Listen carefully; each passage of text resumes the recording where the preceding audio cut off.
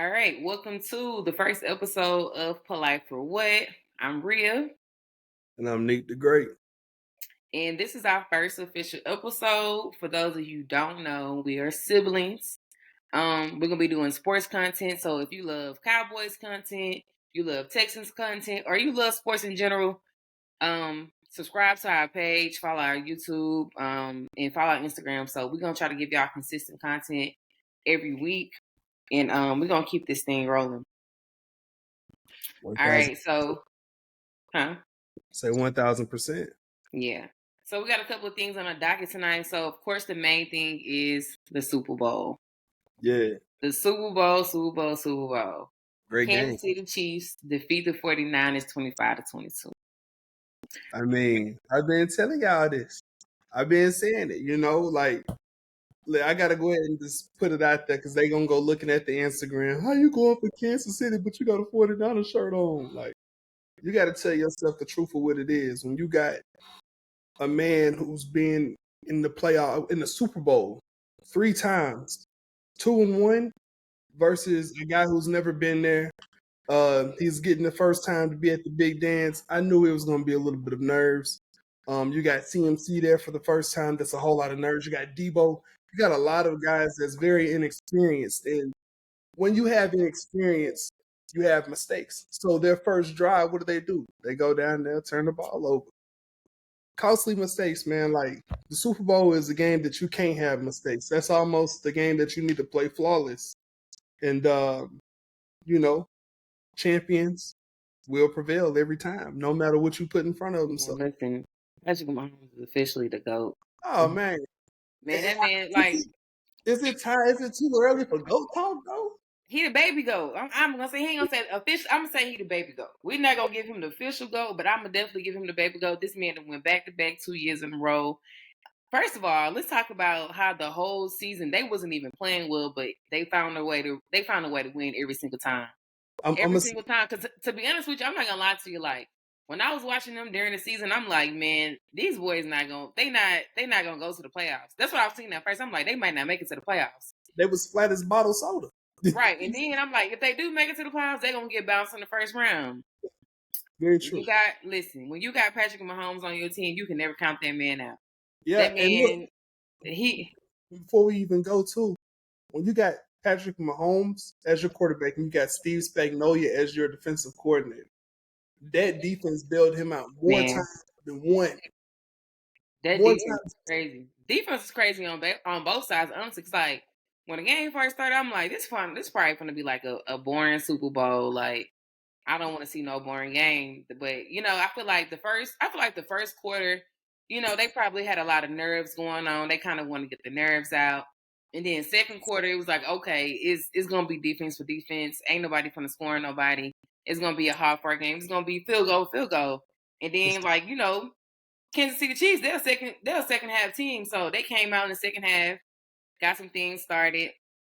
They went to overtime, and Miko Hardman caught the winning touchdown, game over. So congratulations to the Kansas City Chiefs. I ain't gonna lie, I wanted you boys to lose because I'm tired of y'all. Y'all got a little cocky for me. I wanted y'all boys to lose, I'm not gonna lie. But I will say this. I'm also glad that the 49ers lost too because they wouldn't let the Cowboys we wouldn't be able to let that down if they would have got that 6th championship before us. So I'm glad the boys lost. Y'all have heard that. And while we also giving the shout outs to, big shout out to McCole Hardman for finding his way back home, and not only finding his way back home, but finding his rightful home in the end zone and in KC. He from Kansas City? Journey. Yeah, you remember he went to New York with Aaron Rodgers. Aaron Rodgers goes down first game of the year, and he spends some time in New York, and then right before the deadline, they put in the bid for him, and they got him, and the trade went through. He comes back home. Very quiet, though. He didn't really do much.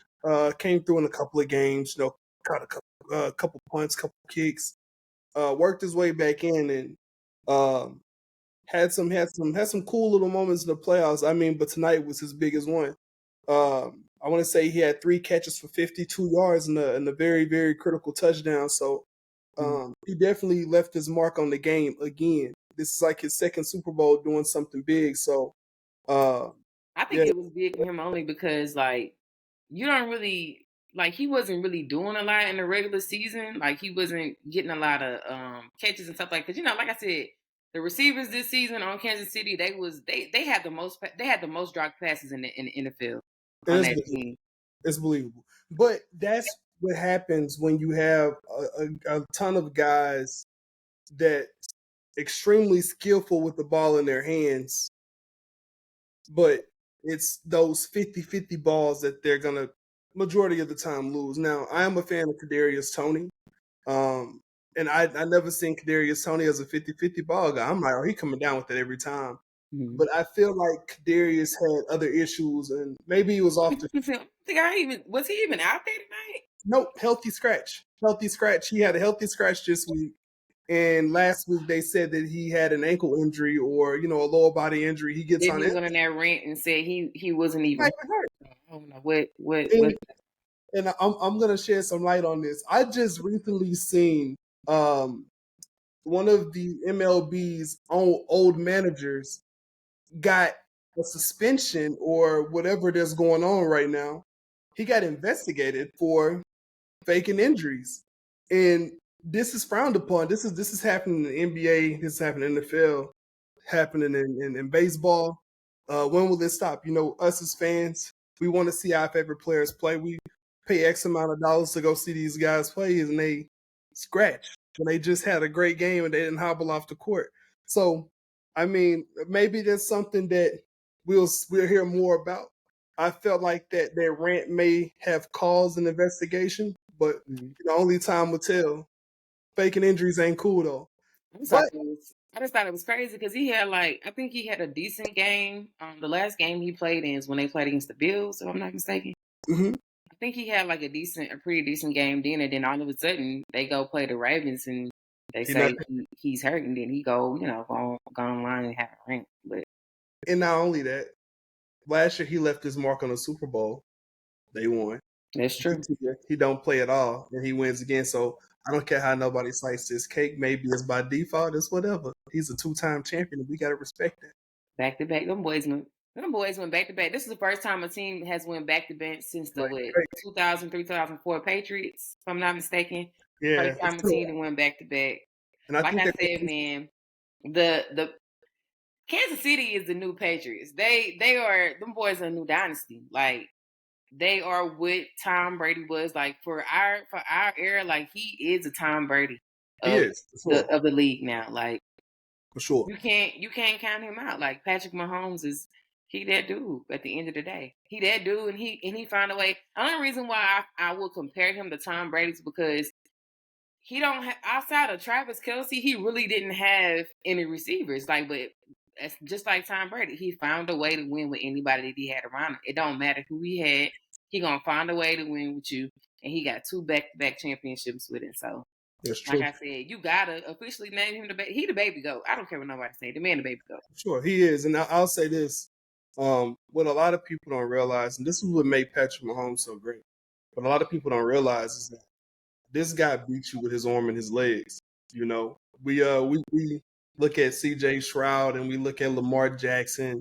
We look at Justin Herbert. All these dual threat quarterbacks, Tua Tagovailoa, all these dual threat quarterbacks that can beat you with both.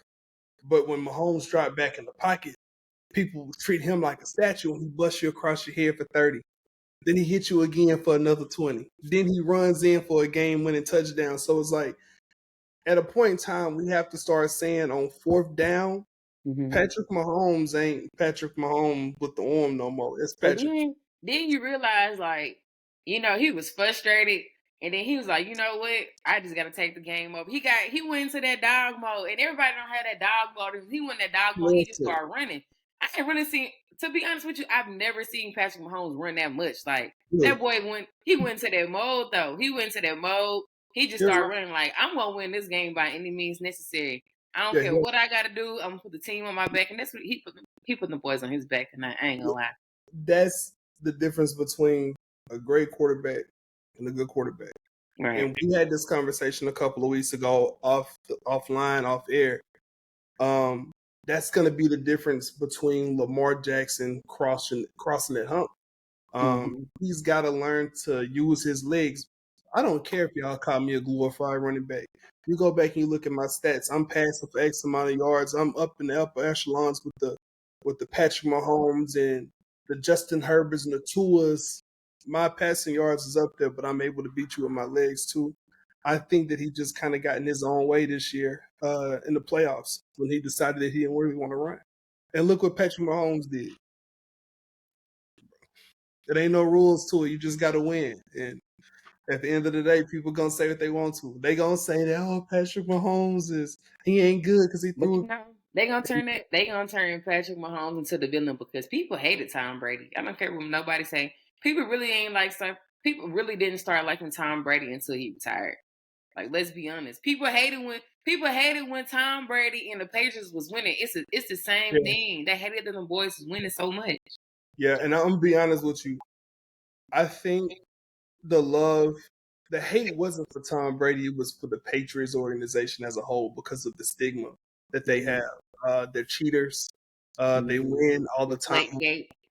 Deflategate. They do any little thing to get the advantage, and then he goes to Tampa Bay and he takes that same winning mentality to Tampa Bay and he does the same thing, but without the extra, things to win. So once he goes to Tampa Bay and he does the same thing, I think that's when people find a new love for Tom Brady. Not only are we finding a new love for him because he's in a new area, but we're realizing that we were watching his final games and we just don't know which hit is going to make him quit or which game is going to say, you know what, this is it. I'm going to focus on my family. I'm going to be a father and I'm going to really start my life as a man. So I think we really started to appreciate Tom Brady once we was watching his last couple of years. So flipping back to the game. I don't know what I'm saying. Flipping. I don't know what that is. Flipping back to the game. How you feel like? How you think Brock Purdy played tonight? Man, kid's a dog. I don't. If I'm a 49er fan, I'm a 49er player. First thing I'm gonna automatically run to is Brock Purdy played his ass off. Like, kid had, let's see, man, the stats look great. 23 for 38, 255, 1 touchdown, no interceptions, no costly errors. Brock Purdy played the game that he has been playing all year. The 17 games, this is Brock. Playoffs, this is Brock. Super Bowl, this is Brock. When will we sit back and say that this kid? They can't say he fools though no more. I think that boy for real. I think tonight he earned my respect. I think he earned my respect. Like, he showed what he can do against the Detroit Lions, and then he followed it up with the Super Bowl. Even though they didn't get the win in the end, I feel like he still played a good game. You had Debo go out, come back. You had Kittle go out, come back. I ain't gonna lie. I played Prize Picks, and low key, I'm kind of mad I ain't put Ayuk on my ticket because he was going to Ayuk every time. Man, He was going to, like, Ayuk was eating tonight. Like, Ayuk and Brandon Jennings. No, not Brandon. One. Who? One Jennings. Oh, one Jennings. Yeah. But look, where Brandon Jennings from? Basketball player. That's how I know you. Girl, love girl, love. But now, man, like, realistically though, like, it's like, for Brock, I don't. But this is what I like about Brock. Brock is he's a very fundamental quarterback.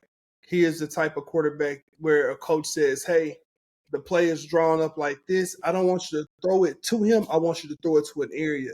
And every time you throw it into an area, there is somebody coming into the picture every single time and making the play. And after they catch that ball, he gives them space to work. You don't get that from a lot of quarterbacks. That's a great thing to have. And then he don't throw nobody into a kill shot. He don't throw nobody onto a stretcher. He don't throw them into that blue tent. He throwing them into an area they can get down with it, or they can make a move. And once they make that move, it's 1-2, get north and south. And you know what happens whenever these guys can get north and south? Debo, Brandon, and George Kittle. All these guys got breakaway speed, or what the old people like to say, to get away from the car speed. And once some boys get on that horse, it's a track meet. I don't feel like he didn't even, to be honest with you, he didn't even utilize Kittle tonight. I think he might have had like 1 or 2 targets. Uh, I think that's the chief effect. You know, when you got good safeties, and you got an all pro guy like Trent McDuffie that he could be a blitzer. Mm-hmm. He can be your man guy that can, you know, go from your tight end to everybody in your starting lineup, year 1 through 4, year 1 through 3. Well, X, Y, and Z, as my football heads, as they may know. But when he can guard all of those things, and then you got a linebacker that can bump you in the zone and knock you off track and keep you off your rhythm all night, you get what George Kittle gets is one catch, or I think he had one catch, right? Or two Mm-hmm. catches. I'm sorry, he had 2 catches. He had one catch where he had positive yards, and he got a catch where he barely got to the line of So scrimmage. see, I think he maybe only had about 2 targets tonight. Yeah, and that was another reason too. I felt like San Fran went into the game saying, "Hey, we're gonna come in and we're gonna manage the ball. We're gonna keep Patrick Mahomes off of it, and we're gonna get these dudes hell because that's the Buffalo Bill way." Now, Buffalo did this and they almost had Patrick on the ropes, Mm-hmm. but wasted a little bit too much of the time. And what I always like to say, when you winning and you wasting time, you ain't wasting nobody time but your own. So Mm-hmm. you gotta stay aggressive. And I ain't gonna lie. I ain't gonna lie. Like at the end of that game, I'm looking like, okay, because I'm thinking like, okay, we finna go into another double. You know, it's gonna be double overtime. So I'm just mhm, like, I'm watching the clock like tick down, tick down. I'm like, okay, I'm like, they gotta be trying to just go for the gusto because you're no, gonna run out of time. I'm like, it's literally like 5 seconds left. Like, there's no way they can run a play and call a timeout and kick a field goal. Like, no. they really bet on themselves right there at that last. Like, that was a gutsy. I'm not gonna lie, that was a gutsy play. It is gutsy, but what a lot of people don't realize is this is new NFL rules, right? So a lot of it has changed and it's haven't really been frowned upon, right? So at the new overtime rules is if one team gets the ball, as we all may know, one team gets a possession, they score, the opposing team gets a possession, and it doesn't matter how much time you know it takes for them to score. When in overtime now, it's like the game starts all the way over. So you got OT quarter one, OT quarter two, if it's even needed. So what happens is both teams get to possess the ball, and then team number one gets ball back. If team number one goes to kick a field goal, it's over. Mm-hmm. It becomes sudden death.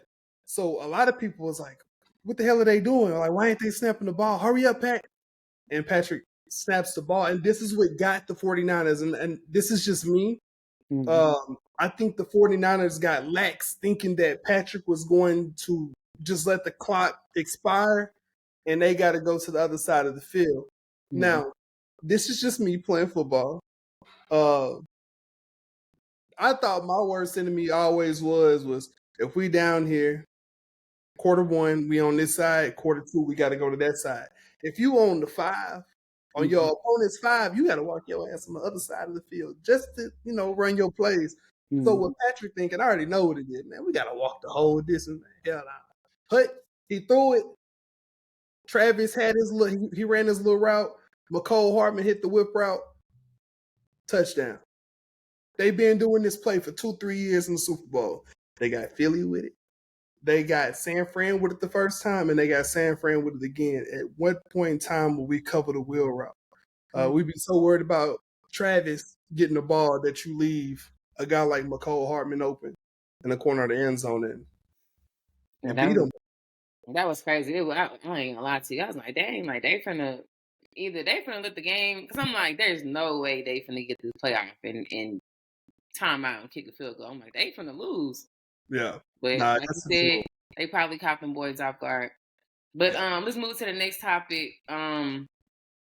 Travis Kelce. What was going on with him running up on Andy Reid like that? Like, what Man, happened?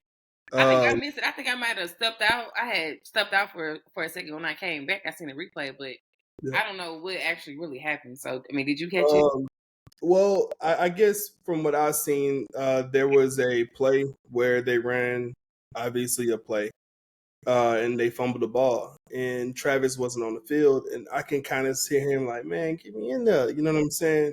I understand their frustration. Again, like as just playing the sport, emotions and pride weren't high. Uh, but for me, I think that shouldn't happen. I don't care.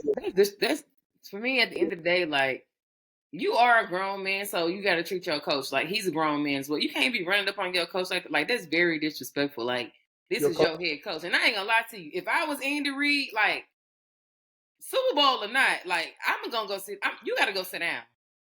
You yeah, think you? Because first of all, now you think you bigger than me. You think you bigger than the head coach. So if he would have did that to me, I ain't gonna lie to you. They would have been mad at me. If the front office wanted to get rid of me, Travis would have. He wouldn't have went sat down. I'm sorry. Like yeah. You would have you said, gotta Travis, humble him. Like you you can't. ran up on your coach like you finna do something. This is at the end of the day, this is your coach. Like you gotta have some type of respect for your coach. And I Yeah, think I feel like that was very disrespectful. First of all, you know you on national TV, everybody's watching, and you yeah, just run up on your coach like that. Okay, I know you get frustrated, but at the end of the day, you gotta learn how to control your emotions. And I think yeah, that's just like type of things that can't be happening. Like you shouldn't be running up on your coach like that. Like yeah. And let's be honest. Let's he call out it. of line. That's first of Um, all, that's for me. And we want to get into it. For me, that's two strikes for Kelsey. Like I'm starting not to like him. First thing for me, you throwing a kick of stuff against the Ravens like you a bully. First of all, you not no bully. actually, this is a Hall of Fame kicker we're talking about too. Yeah, you Justin. not like, come on, like you This not is. no bully. Like you getting beside yourself because you dating Taylor Swift. Like, come on, bro. You I can't, think it's that though, because man. Yes, it is. Travis never act like that before he started dating her. listen to me. Listen to me. He's been doing this since the beginning of the year. I don't know if you remember. He got in like 2, 3 fights in training camp, but he got in some scuffles in the regular season. Whatever it is, Travis has been playing pissed off this year. He's been playing the way that Isaiah Pacheco run. Like I don't know what's going on with him. I don't know if people telling him he's not that no more. But people was pulling his chain in practice, and he was out there fighting his teammates. So what he did to Andy Reid tonight does not surprise me at all, at all. Surprising to me. I feel like it's And disrespect. to me, he's so comfortable. This is what I always say, and I say this with everything in life. When somebody looks comfortable doing something, they've been doing it. They just haven't got discipline yet. So Right. he's done this to Andy before. He ran up on Andy before, but it caught Andy off guard because like He Andy didn't like even see him coming. He like, whoa, yeah, like I'm sure Andy let him express himself because he knows the type of player that Travis is. He played with a ton of emotion. right. But at the same time, go run up on the offensive coordinator.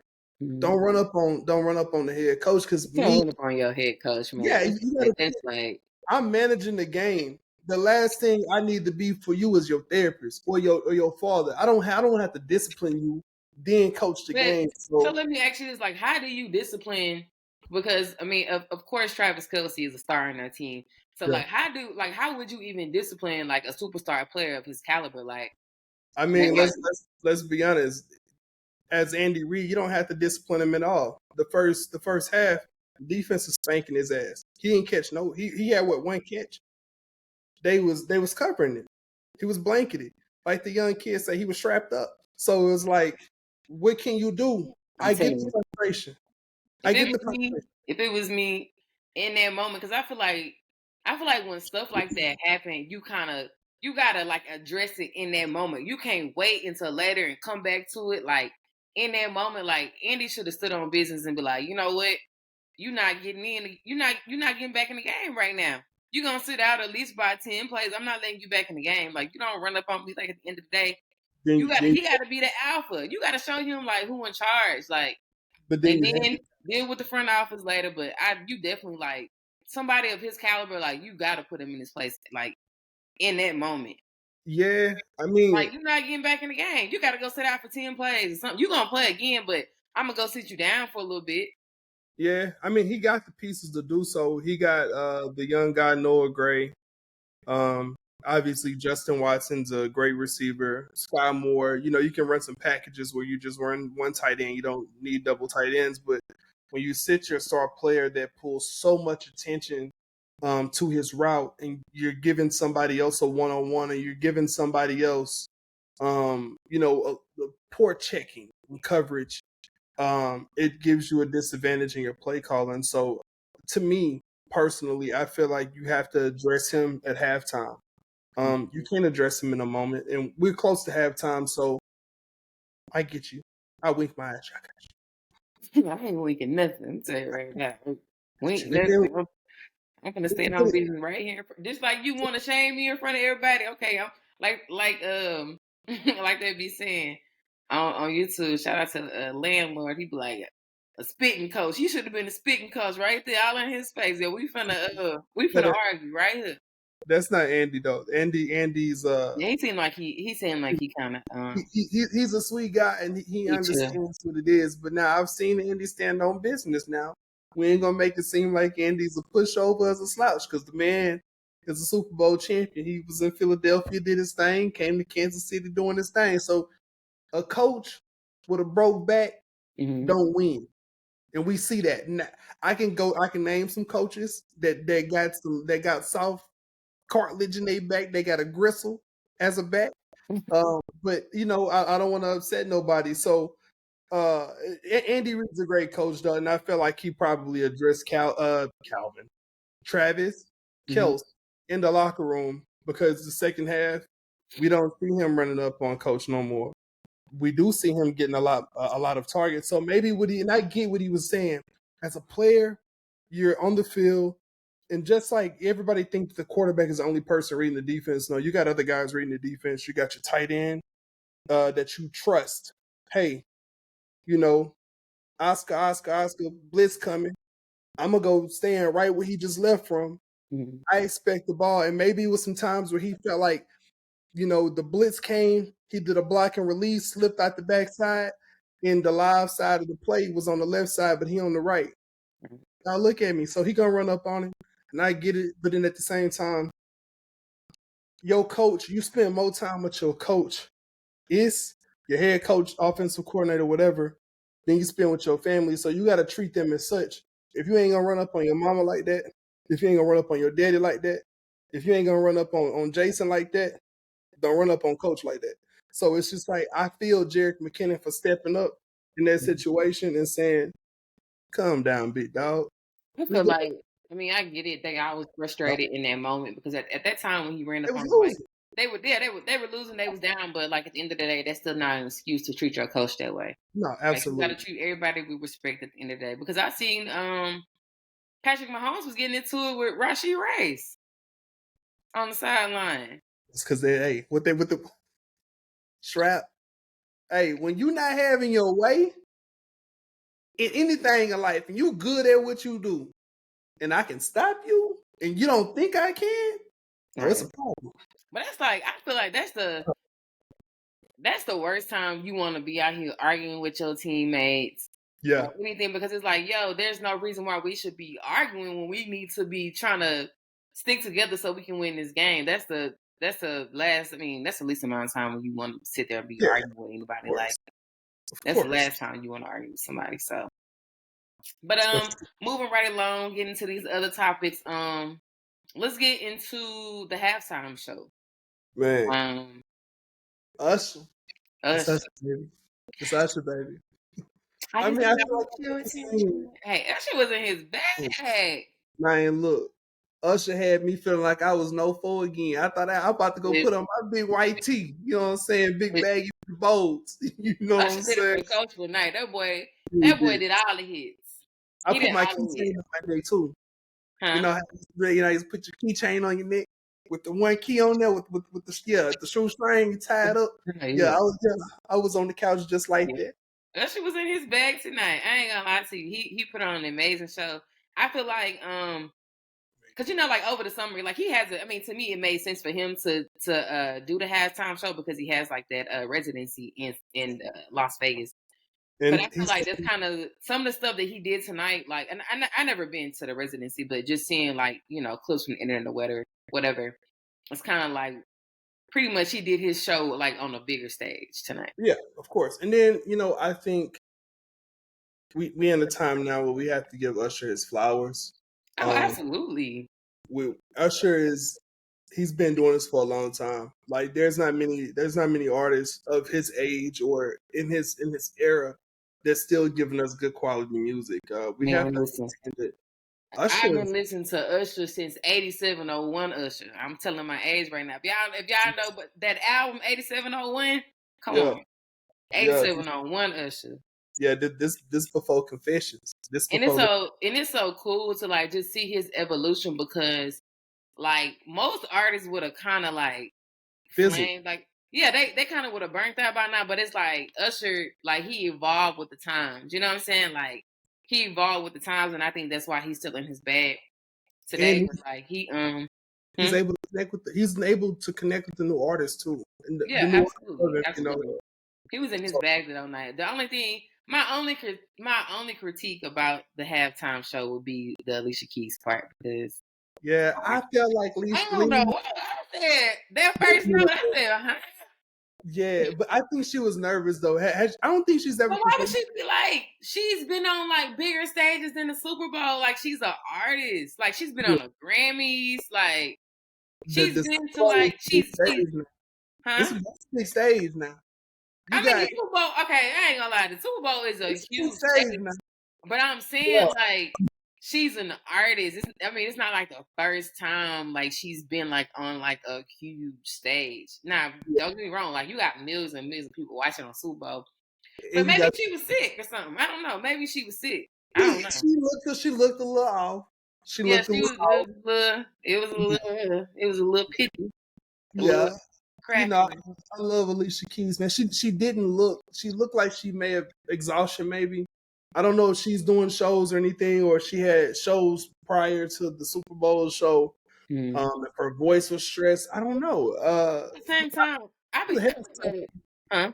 It was a head scratcher for me too. When she hit a couple of notes, I was like, you know how when somebody sings, it's like, But like to me, it kind of felt like either she was nervous or she was just like holding back. Cause I know Alicia Keys can blow. Don't get me wrong. Like Alicia Keys can sing, but it's just like tonight. I don't know. Maybe it was just one of those things. Maybe she wasn't feeling well, but like it just kind of it started off kind of rocky. So yeah, yeah, I don't. she But shook back. after that, She shook. I give Usher a 10 on that performance. I feel like that was a good performance. He brought my baby out. Who good baby? Her. He brought my baby out. Her is very talented. My She's baby out. like I went to like honestly I went to see her it wasn't last year, a year and a half ago. A year and a Yeah. half ago, she performed at the Woodlands Pavilion and I went to it and that was my first time ever going and I was blown away. Like she played the piano, she played the guitar, like her voice is so dope. Like her is dope. Like she's very dope. Let me tell you how much I'd be fanning. I'd be on YouTube. Her at a live concert. I need to hear her voice. I need to hear her sing "Damage" for me. I knew that wasn't her set, so I knew I wasn't gonna get what I wanted. But it was cool, you know. I got to see it. I had to ask you. I was like, "Hold on now." He I brought her out. He brought her out exactly for what she needed to come out for, is playing that guitar. play Because that instrument. that's instruments. I'm thinking we fully get some Justin Bieber. You know he brought Justin Bieber on, right? I was looking for Beyonce. I ain't gonna lie. Hell, Beyonce was on the concert. She didn't drop the And I album. said now Beyonce come out here, I'm gonna be gagging. I mean, what song? What song do they got together? Do they Love have? Club. I'm gonna make love in the club. Right. He did everything else. He did. If you had, first of all, if he can throw it back to my boo, they could have did Love in the Club. Man, they could have did Lovers and Friends because they had Lil and Lil Jon. Well, they sure could have. Man, I'm like, man, take me back. And I know I'm getting old too. When I get to holler, take me back. Guess what? I'm a school, man. I'm a school, man. Take me back, man. But yeah, I mean, it was a few songs he could have did, and I was really, I was a little sad when he didn't bring Justin Bieber out. But maybe that man got other obligations, whatever. But he did bring Justin Bieber onto the music scene. For those who don't know, and I was like, oh, this would be a cool little thing. But I'm sure her doing her little segment probably could have been like a JB situation, but it just didn't work out. So you bring out the next best thing, and she's a phenomenal artist, and I'm glad she's able to get her flowers as well.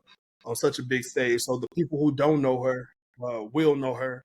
And when you listen to her music, you will be a fan of her. And I'm using the name her as a, No point intended.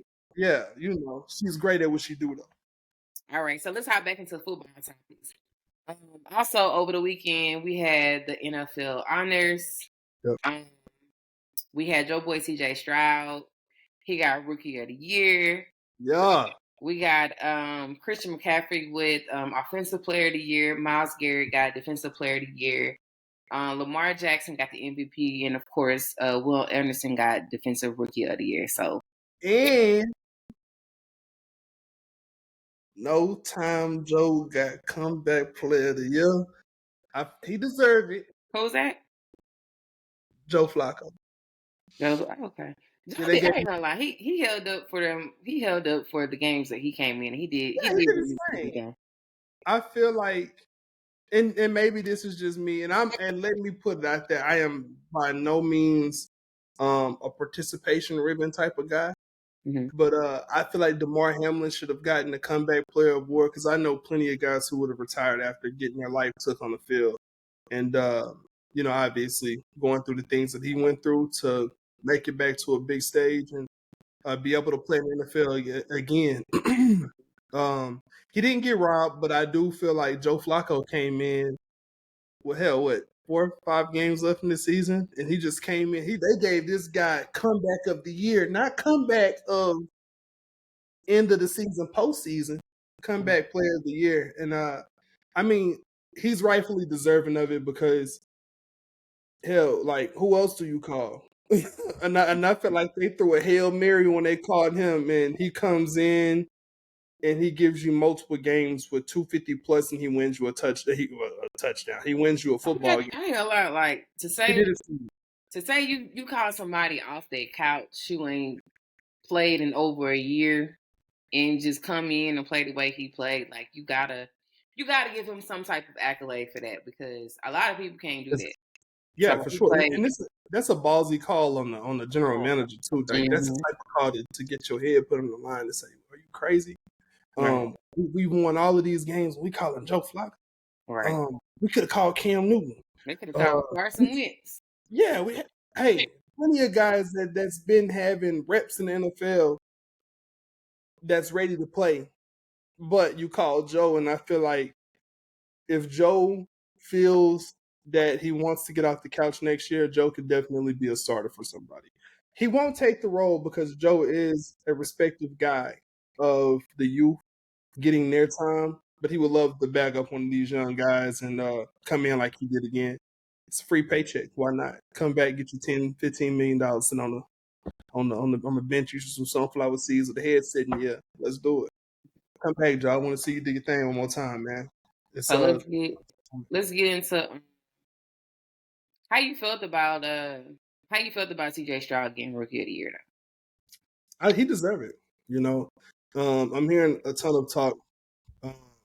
That's the best rookie season that we've ever seen, and things like that.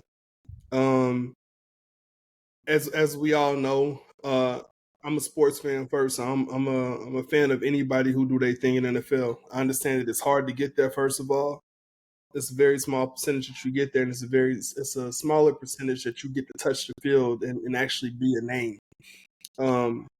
We talk great things about CJ Stroud, but we got to pull up the stats of Dak Prescott doing his thing his rookie year, and the numbers are very, very similar. And I know we're gonna give my boy a lot of flack. Let's talk about that though. They give my boy a lot of flack. They don't give Dak Prescott a lot of love. And like you said, CJ Stroud and Dak Prescott, they had a similar rookie. it was a similar run. And the only difference is this: Dak came into a situation that was very, very ready for him to step in and do his thing, and all he had to do was perform. Number one running back in the draft. You have a step off of Dez being the man that he is, and Jason Witten. Not Schultz yet, but you had Jason Witten, Terrence Williams. You had a pretty good receiving core and a hell of a line. He comes into that situation and he turns a team. What were y'all like? What? Yeah, y'all had a That year we went 13-3. yeah with Dak, but I'm talking about the year prior. The year prior to It that, I was don't think we bad. might Like have I think been. y'all had like y'all wins is in We single might have digits. been like 8-8, something average. Yeah, it was bad. But he came in and he did his thing and he was like what a fourth round pick. Mm-hmm. He exceeded his expectations. So when people tell me, "Oh, Dak ain't like that," I want you to remember Dak was. If we just look at the average of quarterbacks who go in the fourth round, they're not. Most of them don't touch the field.